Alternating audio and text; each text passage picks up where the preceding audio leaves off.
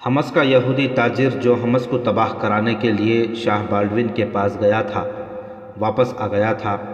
اسے بالڈون نہیں ملا تھا۔ وہ اپنے صلیبی دوستوں سے مدد مانگنے گیا تھا۔ اس کے جرنیلوں نے یہودی سے کہا کہ وہ شاہ بالڈون کے حکم کے بغیر کوئی اقدام نہیں کر سکتے۔ کریں گے ضرور۔ یہودی حمص واپس آیا تو اسے بتایا گیا کہ ویرا زندہ آ گئی ہے اور اسے تبریز نام کا ایک مسلمان لایا ہے۔ تبریز کو عیسائیوں اور یہودیوں نے نقد انعام پیش کیا تھا، جو اس نے یہ کہہ کر لینے سے انکار کر دیا تھا کہ اس نے اپنا فرض ادا کیا ہے۔ اب یہودی تاجر ویرا کو بیکار سمجھتا تھا، کیونکہ قصبے کو تباہ کرانے کا انتظام ہو چکا تھا۔ یہ فیصلہ کیا گیا کہ ویرا کو واپس ہیڈ کوارٹر میں بھیج دیا جائے، لیکن ویرا چالاک لڑکی تھی۔ اس نے کہا کہ وہ خطیب کے اعصاب پر غالب آ جائے گی اور مسلمانوں کو جنگی تربیت دینے والوں کے درمیان رقابت کی دشمنی پیدا کر دے گی۔ اس نے یہ بھی کہا کہ یہاں کے مسلمانوں کے عزائم معلوم کرنے کے لیے بھی اس کی ضرورت ہے۔ چنانچہ اسے حمص ہی میں رہنے دیا گیا، لیکن کسی کو پتہ نہ چلا کہ وہ صرف تبریز کی خاطر وہاں کچھ دن اور رکنا چاہتی ہے۔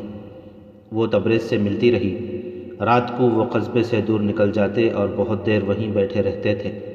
اس صلیبی لڑکی کے مقابلے میں تبریز کی کوئی حیثیت ہی نہیں تھی۔ وہ تو امراء، وزراء اور بادشاہوں کے محلات میں رہنے والی لڑکی تھی۔ دمشق میں اس نے انتظامیہ کے 2 امراء کو اپنے قدموں میں بٹھا لیا تھا اور ان کے ہاتھوں ایسی سازش تیار کرا دی تھی جس کی اطلاع پر سلطان ایوبی دمشق جا رہا تھا، مگر طغیانی کی دہشت اور تبریز کے کردار نے اسے ایسا جھٹکا دیا تھا کہ اس کی ذات میں روح اور جذبات بیدار ہو گئے تھے۔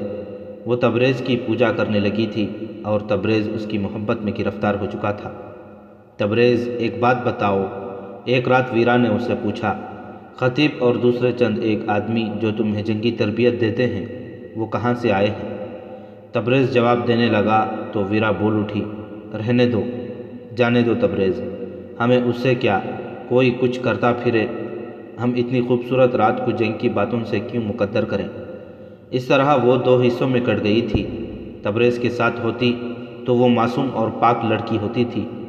اسے یہ بھی یاد نہیں رہتا تھا کہ وہ جاسوس ہے۔ اس نے ایک ہی بار تبریز پر خطیب اور دوسرے استادوں کے متعلق پوچھا، لیکن اسے اس نے دھوکہ سمجھا اور تبریز کو جواب دینے سے روک دیا۔ یہی ویرا جب یہودی تاجر کے گھر میں بیٹھی ہوتی تو مسلمانوں کی تباہی کی باتیں کرتی تھی۔ 1.5-2 مہینے گزر گئے تھے۔ ایک شام ویرا تبریز کے گھر چلی گئی اور اس کی ماں کے ساتھ باتیں کرتی رہی۔ اس نے تبریز کو اشارہ کیا جسے وہ سمجھتا تھا۔ وہ چلی گئی۔ شام کا اندھیرا گہرا ہوتے ہی تبریز اس جگہ پہنچ گیا جہاں وہ ملا کرتے تھے۔ ویرا آ گئی تھی۔ تبریز کو قصبے سے دور لے گئی۔ وہ گھبرائی ہوئی تھی۔ تبریز کے پوچھنے پر بھی اس نے نہ بتایا کہ اس کی گھبراہٹ کی کیا وجہ ہے۔ انہیں آوازیں سنائی دیں۔ کوئی ویرا کو پکار رہا تھا۔ تبریز نے پوچھا کہ یہ کون ہے؟ ویرا نے گھبرائی ہوئی آواز میں کہا کہ اس کے آدمی اسے تلاش کر رہے ہیں، چلو اور دور نکل چلیں۔ ویرا نے کہا اور اسے اور دور لے گئی۔ اسے ابھی تک کوئی پکار رہا تھا۔ ان آوازوں کو مت سنو تبریز، ویرا نے کہا، میں جب تمہارے پاس ہوتی ہوں تو میں اپنے کسی آدمی کی آواز نہیں سننا چاہتی۔ آگے چٹانیں تھیں۔ ویرا تبریز کو چٹانوں کے پیچھے لے گئی۔ تبریز حیران سا ہو کے اس کے ساتھ چلتا رہا اور وہ ایک جگہ رک گئے۔ وہاں کسی کی آواز نہیں پہنچتی تھی۔ تبریز چونک اٹھا اور بولا، شور سا سنائی دیتا ہے، تم بھی سننے کی کوشش کرو، ایسے لگتا ہے جیسے چیخو پکار ہو رہی ہو اور گھوڑے دوڑ رہے ہیں، تمہارے کان بج رہے ہیں۔ ویرا نے ہنس کر کہا، ہوا کے تیز جھونکے چٹانوں سے ٹکرا کر گزر رہے ہیں، یہ ان کی آوازیں ہیں۔ ویرا نے اسے اپنے بازوؤں اور ریشمی بالوں میں گرفتار کر کے اس کی آنکھوں، کانوں اور عقل پر قبضہ کر لیا تھا۔ تبریز مان گیا کہ یہ آوازیں ہوا کی ہیں جو بہت دور کے شور کی طرح سنائی دیتی ہیں، مگر اسے معلوم نہ ہو سکا کہ یہ آوازیں اس کی اپنی بستی کے لوگوں کی ہیں اور وہاں وہ قیامت برپا ہو چکی ہے جو یہودی تاجر برپا کرانا چاہتا تھا۔ ویرا کو معلوم تھا، وہ نہیں چاہتی تھی کہ یہ آوازیں تبریز کے کانوں تک پہنچیں۔ یہ انتظام اس طرح ہوا تھا کہ یہودی تاجر ایک بار پھر بالڈون سے ملنے گیا تھا۔ اسے بالڈون مل گیا تھا۔ یہودی نے اسے بتایا کہ حمص کے مسلمان کیا کر رہے ہیں اور وہ کس طرح صلیبی فوج کے لیے خطرہ بن سکتے ہیں۔ بالڈوین کا یہ من پسند شکار تھا۔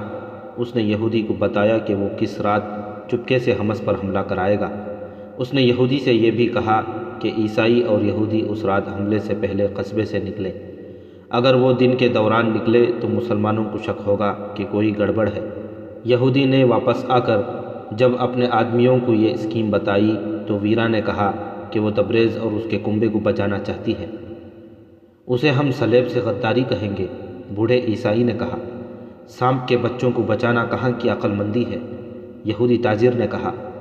یہاں مسلمانوں کے 2 گھر ایسے ہیں جن کے ساتھ میرے دلی تعلقات ہیں، وہاں کے رہنے والے ایک عیسائی نے کہا، لیکن میں انہیں بچانے کی نہیں سوچ رہا۔ ہمیں مسلمانوں کا خون چاہیے۔ مسلمان میرا ذاتی دوست ہو سکتا ہے، میرے مذہب کا وہ دشمن ہی ہوگا۔ میں اسے زندہ رکھنا چاہتی ہوں جس نے مجھے موت کے منہ سے نکالا تھا، ویرا نے غصے سے کہا۔ ہم نے اسے اتنا انعام پیش کیا تھا جو اس نے کبھی خواب میں بھی نہیں دیکھا ہوگا، یہودی تاجر نے کہا۔ اس نے کہا کہ اس نے اپنا فرض ادا کیا ہے، ہم نے اسے انعام پیش کر کے اپنا فرض ادا کر دیا ہے۔ اب وہ ہمارا دشمن اور ہم اس کے دشمن ہیں۔ میں اسے دشمن نہیں سمجھتی، ویرا نے جھنجھلا کر کہا۔ یہ صرف ایک مرد ملا ہے جس نے میرے جسم پر ذرہ بھر توجہ نہیں دی تھی۔ تم سب گنہگار ہو۔ تم میں کون ہے جس کی نیت میرے حق میں صاف ہے؟ میری آنکھوں میں اپنے چہرے دیکھو۔ تم صرف تبریز کو بچا لو، یہودی تاجر نے کہا، لیکن اسے کیسے بچاؤ گی؟ اگر تم نے اسے بتایا کہ کیا ہونے والا ہے تو وہ ساری آبادی کو نہیں بتا دے گا، اور اگر تم اس کے پورے کنبے کو گھر سے نکل جانے کو کہو گی تو وہ وجہ نہیں پوچھیں گے۔ تم کیا بتاؤ گی؟ تم ایک مسلمان کو نیکی کا صلہ دیتے دیتے ان تمام مسلمانوں کو چوکنا کر دو گی جو ہمارے لیے خطرہ بنے ہوئے ہیں۔ مجھے اناڑی نہ سمجھو، ویرا نے کہا، میں صلیب کو دھوکہ نہیں دوں گی۔ حملے کی شام ویرا تبریز کے گھر گئی اور اسے باہر لے گئی۔ اس کے آدمیوں کو معلوم تھا کہ رات کو وہ اکثر کہاں چلی جاتی ہے۔ اس نے انہیں بتا رکھا تھا کہ تبریز کو محبت کا دھوکہ دے کر وہ اس سے بھید لیتی ہے۔ وہ اسے باہر لے گئی تو قصبے سے عیسائی اور یہودی دبے پاؤں نکلنے لگے۔ انہوں نے ویرا کی تلاش میں ایک آدمی بھیجا جو اسے پکارتا رہا، لیکن ویرا تبریز کو دور ہی دور لے جاتی رہی۔ وہ اسے اتنی دور لے جانا چاہتی تھی جہاں سے اسے قصبے کا شور نہ سنائی دے۔ ویرا کی تلاش میں جو آدمی گیا تھا وہ مایوس ہو کر واپس چلا گیا۔ قصبے پر نیند کا غلبہ طاری ہو چکا تھا۔ صلیبی فوج کے پیادے دبے پاؤں قریب آ گئے تھے۔ ان کی تعداد قصبے کی آبادی سے کئی گنا زیادہ تھی۔ پیادہ فوج بالکل قریب آ گئی تو عقب سے گھوڑ سوار بھی آ گئے۔ مسلمان گہری نیند سوئے ہوئے تھے۔ فوج نے طغیانی کی طرح یلغار کر دی۔ فوجیوں نے مشعلیں جلا لی تھیں۔ 2-3 جھونپڑیوں کو آگ لگا دی گئی تاکہ روشنی ہو جائے۔ صلیبی سپاہی دیواریں پھلانگ کر گھروں میں داخل ہوئے۔ زیادہ تر مسلمان جاگنے سے پہلے ہی مارے گئے۔ جو بروقت جاگ اٹھے اور ہتھیار اٹھا سکے انہوں نے مقابلہ کیا۔ بعض لڑکیوں نے خودکشی کر لی۔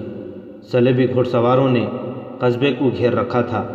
کسی کو باہر کو بھاگتا دیکھتے تو اسے برچھی یا تلوار کا شکار کر لیتے تھے۔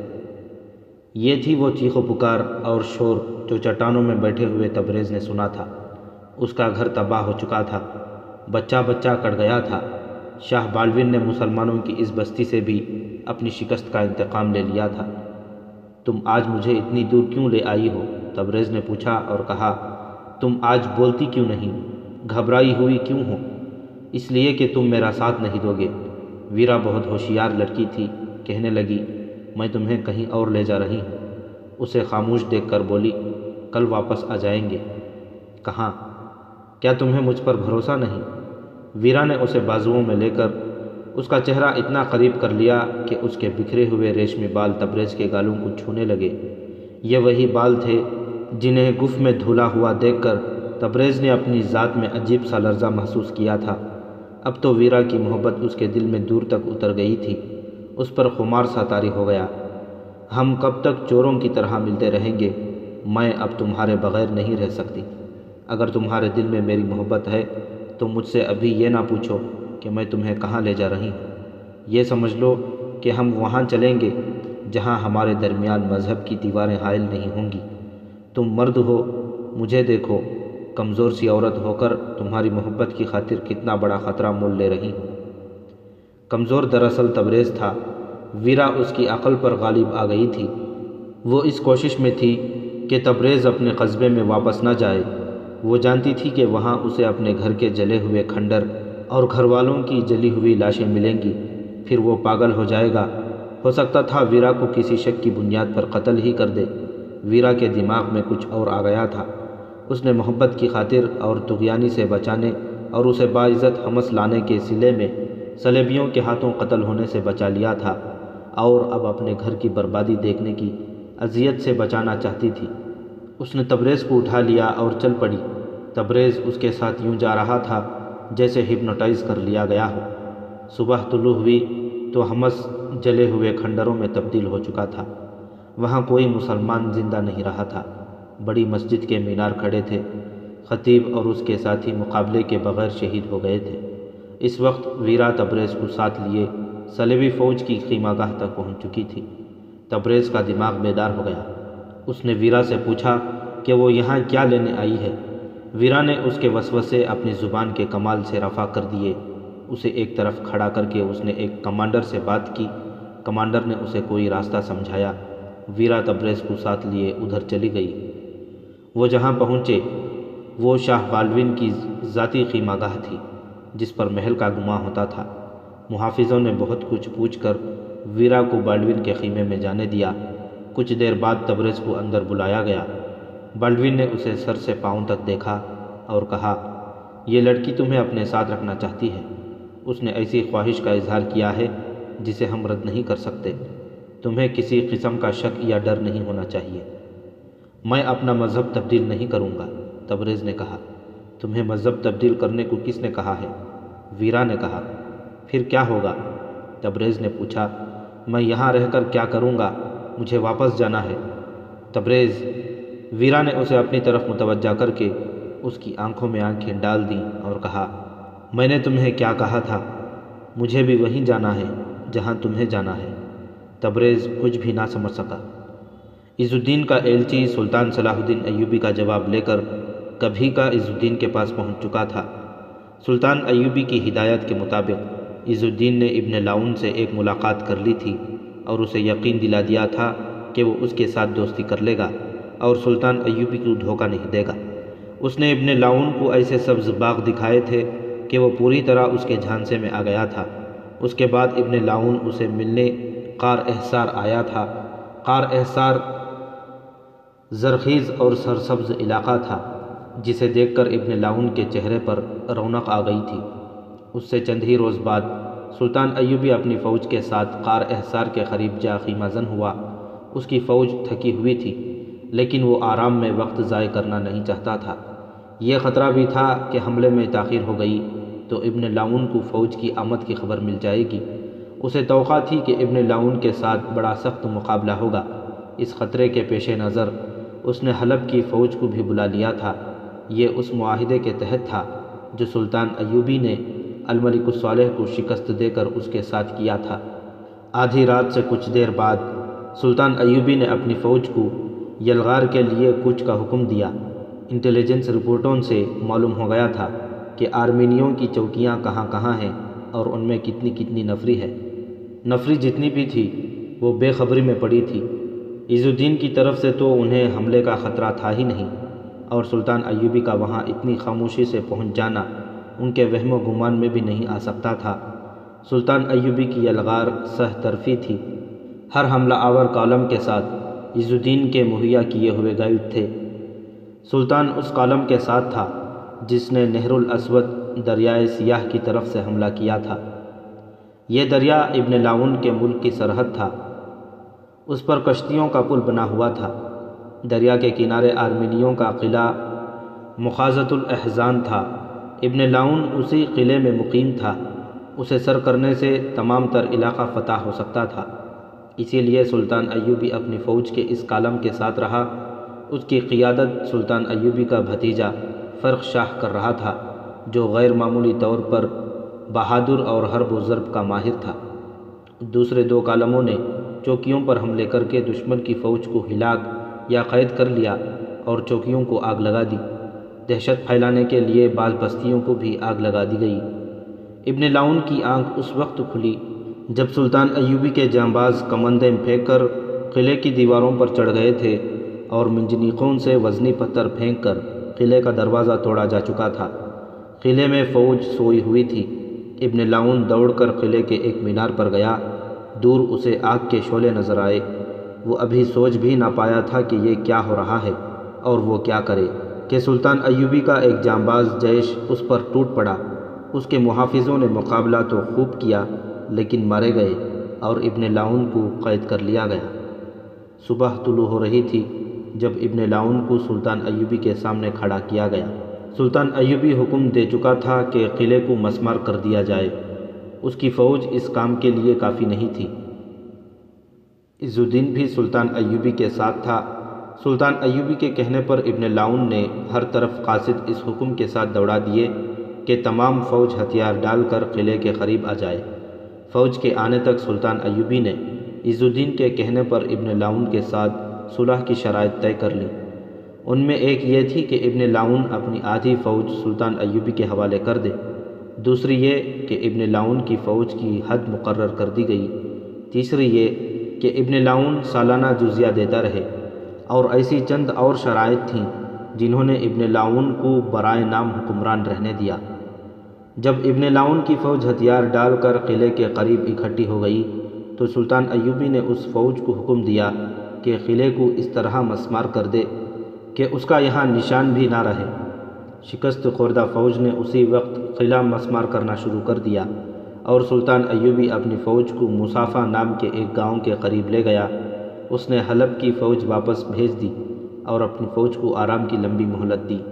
ابن لاؤن کی جو آدھی فوج اس نے لے لی تھی وہ عز الدین کو دے دی، مگر سلطان ایوبی کو معلوم نہ تھا کہ اس کی فوج کی خیمہ گاہ جس سلسلہ کوہستان کے دامن میں ہے، اس کے اندر اور اس کی بلندیوں پر بالڈون کی فوج آ چکی ہے اور وہ عقاب کی طرح اس پر جھپٹنے پر توڑ رہی ہے۔ سلطان ایوبی نے اس علاقے میں دیکھ بھال کی ضرورت محسوس نہیں کی تھی کیونکہ اسے کسی فوج کا خطرہ نہیں تھا۔ تقریباً تمام مورخوں کی تحریروں سے حیرت کا اظہار ہوتا ہے کہ سلطان ایوبی نے عز الدین کے پیغام پر کیوں اپنا اتنا بڑا پلان تبدیل کر کے ابن لاؤن جیسے غیر اہم حکمران پر فوج کشی کی، جس میں اس نے بے شک فتح حاصل کی لیکن جو وقت اور جو فوج ضائع ہوئی اس کی قیمت زیادہ تھی۔ ارنول نام کا مورخ لکھتا ہے کہ سلطان ایوبی ارد گرد کے خطروں کو کم کرنا چاہتا تھا۔ اس وقت کے وقائع نگار جن میں اسد الاسدی قابل ذکر ہے لکھتے ہیں کہ سلطان ایوبی عز الدین کا پیغام پڑھ کر جذبات کے غلبے میں آ گیا تھا۔ بہرحال جنگ کے ماہرین نے سلطان ایوبی کے اس حملے کو سراہا نہیں۔ وہ لکھتے ہیں کہ سلطان ایوبی کو معلوم تھا کہ قریب ہی کہیں شاہ بالڈون کی فوج ہے جو سلطان ایوبی پر اس وقت حملہ کر سکتی تھی جب وہ ایک ہی رات میں حاصل کی ہوئی فتح کے مابعد کے انتظامات میں مصروف تھا۔ مورخ اس پر بھی حیران ہیں کہ بالڈون نے اپنی فوج کو اس وقت پہاڑی علاقے میں جنگی تربیت میں پھیلا دیا جب سلطان ایوبی کی فوج پہاڑیوں کے دامن میں خیمے گاڑ رہی تھی۔ شاہ بالڈون نے حملے میں تاخیر کی۔ کسی بھی مورخ کو معلوم نہیں تھا کہ یہ اس کی شاہانہ حماقت تھی یا کوئی مجبوری۔ اگر وہ اسی وقت حملہ کرتا تو سلطان ایوبی کی حالت وہی ہوتی جو رملہ میں ہوئی تھی، شکست اور پسپائی۔ سلطان ایوبی کو وہاں خیمہ زن ہونے کے بعد بھی پتہ نہ چلا کہ شاہ بالڈون اس کے سر پر بیٹھا دانت تیز کر رہا ہے۔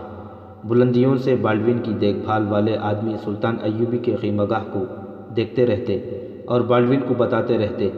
یہ غالباً پہلا موقع تھا کہ سلطان ایوبی کا جاسوسی اور دیکھ بھال کا نظام ڈھیلا پڑ گیا تھا۔ تبریز بھی اس فوج کے ساتھ تھا۔ ویرا نے ابھی تک اسے بتایا نہیں تھا کہ وہ اسے اپنے ساتھ کیوں لائی ہے۔ وہ شاید اسے عیسائی بنا کر جاسوس بنانا چاہتی تھی۔ اس میں دونوں باتیں تھیں، صلیب کی وفاداری بھی اور تبریز کی محبت بھی۔ شاہ بالڈون کو تبریز کے ساتھ کوئی دلچسپی تھی یا نہیں، اسے ویرا کے ساتھ گہری دلچسپی تھی کیونکہ وہ بہت خوبصورت تھی۔ ایک روز ویرا نے بالڈون سے کہا تھا کہ وہ اسے اس کے ہیڈ کوارٹر میں بھیج دے جو اقرا میں تھا۔ بالڈون نے اسے روک لیا تھا۔ یہ اس جگہ کی باتیں ہیں جو حمص کے قریب تھی۔ ایک روز بالڈون کو جاسوسوں نے اطلاع دی کہ سلطان ایوبی کی فوج تل خالد کو جا رہی ہے۔ بالڈون کے وہم و گمان میں بھی نہیں تھا کہ سلطان ایوبی ابن لاون پر حملہ کرنے جا رہا ہے۔ وہ اس علاقے سے واقف تھا۔ اس نے فوراً اپنی فوج کو مصافہ کے پہاڑیوں کی طرف کوچ کرنے کا حکم دے دیا۔ اس کا پلان یہ تھا کہ وہ سلطان ایوبی کو ان پہاڑیوں میں گھسیٹ کر لڑائے گا۔ اس پلان کے مطابق اس نے پہاڑیوں کی موزوں بلندیوں اور ڈھکی چھپی جگہوں میں اپنی فوج کو پھیلا دیا۔ یہ بہت بڑے پیمانے کی گھات تھی۔ اس نے جب حمص کے قریب کی خیمہ گاہ سے کوچ کا حکم دیا تھا تو ویرا نے اسے کہا کہ وہ اس کے پاس پناہ لینے آئی تھی۔ تبریز کے متعلق اس نے بالڈون کو ساری کہانی سنا کر بتایا تھا کہ وہ اسے کیوں ساتھ ساتھ لیے پھرتی ہے۔ اب جب کہ بالڈون لڑنے کے لیے جا رہا تھا، ویرا اور تبریز کا اس کے ساتھ رہنے کا کوئی مقصد نہیں تھا، مگر بالڈون نے ویرا کو نہ جانے دیا۔ میرے ہاں لڑکیوں کی کوئی کمی نہیں، بالڈون نے کہا، مگر تم پہلی لڑکی ہو جس نے میرے دل پر قبضہ کر لیا ہے۔ تم میرے پاس ہوتی ہو تو مجھے روحانی سکون محسوس ہوتا ہے۔ تم کچھ عرصہ اور میرے ساتھ رہو۔ ویرا اپنے بادشاہوں کو اچھی طرح جانتی تھی۔ بالڈون کی نیت کو سمجھنا اس کے لیے مشکل نہیں تھا۔ اس نے صاف الفاظ میں اسے کہہ دیا، اگر بات روحانی سکون کی ہے تو مجھے یہ سکون اس مسلمان سے ملتا ہے جس کا سارا کنبہ قتل کرا کے میں اسے ساتھ ساتھ لیے پھرتی ہوں۔ میں بتا نہیں سکتی کہ میں نے اسے اس کے کنبے کے قتل سے بے خبر رکھنے کا جو گناہ کیا ہے، اس کا کفارہ میرا ضمیر مجھ سے کس طرح ادا کرائے گا۔ تمہاری بھی روح ہے، بالڈون نے تنزیہ کہا، تمہارا ضمیر ہے۔ راتیں مسلمان عمرہ کے ساتھ گزارنے والی گناہ کا کفارہ ادا کرنے کی بھی سوچ سکتی ہے؟ آپ کے سامنے میں صرف جسم ہوں، دلکش جسم، ویرا نے کہا، اور جب میں تبریز کے پاس ہوتی ہوں تو روح ہوتی ہے، پیار کی پیاسی روح۔ بالڈون بادشاہ تھا۔ اس نے بادشاہوں کی طرح حکم دیا، تم میرے ساتھ رہو گی۔ اس نے دربان کو بلا کر کہا، اس مسلمان کے پاؤں میں زنجیر ڈال دو جو ہماری خیمہ گاہ میں رہتا ہے۔ اور جب بالڈون مصافہ کی پہاڑیوں میں پہنچا تو تبریز زنجیروں میں بندھا ہوا قیدی تھا، اور ویرا ایسی قیدی جسے زنجیر نہیں ڈالی گئی تھی، وہ محافظوں کے پہرے میں تھی۔ یہاں آ کر بالڈون اپنی فوج کے ڈپلوئے میں مصروف ہو گیا۔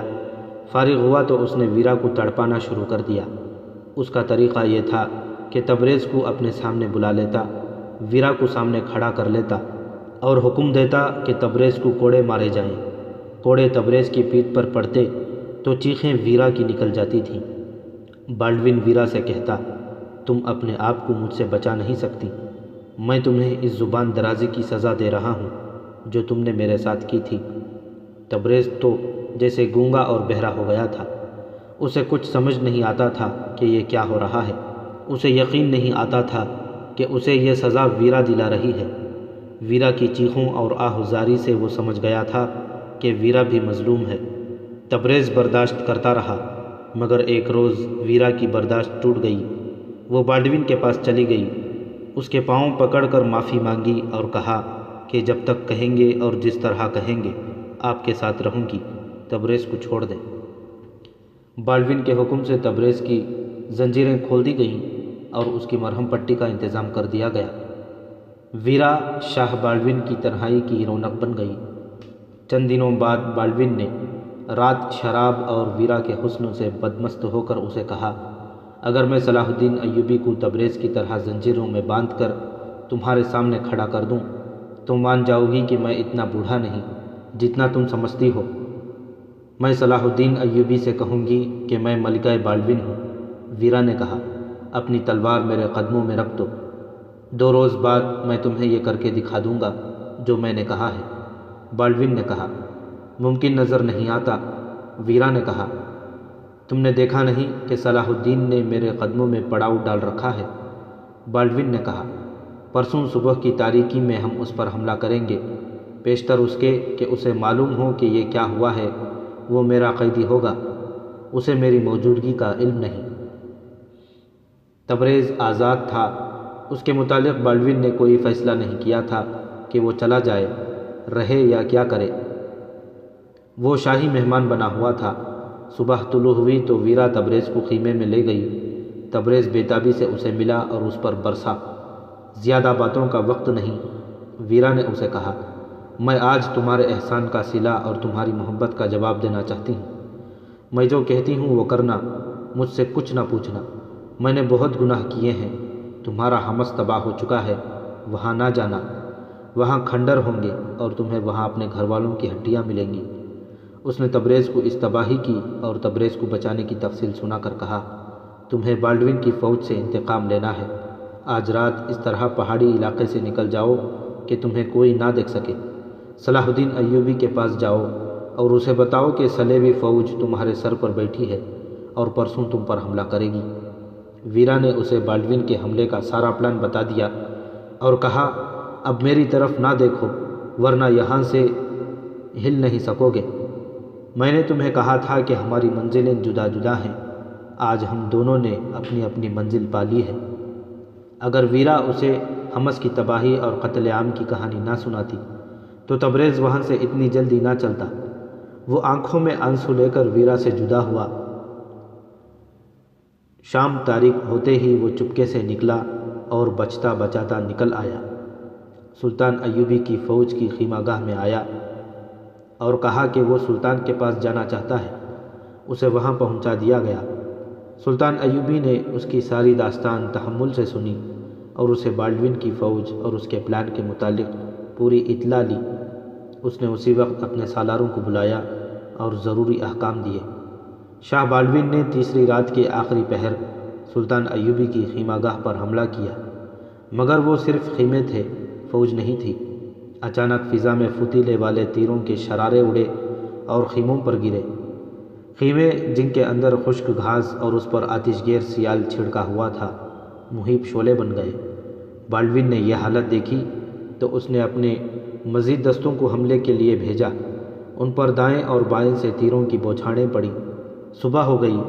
بالڈون کی اس فوج پر جو وادیوں میں چھپی ہوئی تھی حملہ ہو گیا۔ تب بالڈون کو احساس ہوا کہ اس نے سلطان ایوبی کو بے خبری میں نہیں لیا، بلکہ وہ خود سلطان ایوبی کی گھات میں آ گیا ہے۔ بالڈون ایک بلندی پر جا کھڑا ہوا اور اپنی فوج کا حشر دیکھنے لگا۔ عقب سے اس پر تیر آئے مگر وہ اس کے 2 محافظوں کو لگے۔ وہ بھاگ کر نیچے کو اترا تو آگے سے سلطان ایوبی کے سپاہی آ گئے۔ بالڈون ایک تنگ سے راستے سے نکل بھاگا۔ اکتوبر 1179 عیسوی 575 ہجری کے اس معرکے میں بالڈون قیدی ہوتے ہوتے بچا۔ سلطان ایوبی نے رملہ کا شکست کا انتقام لے لیا، جس سے اس کی فوج کا حوصلہ بلند اور خود اعتمادی بحال ہو گئی، اور ویرا اور تبریز تاریخ کی تاریکیوں میں روپوش ہو گئے۔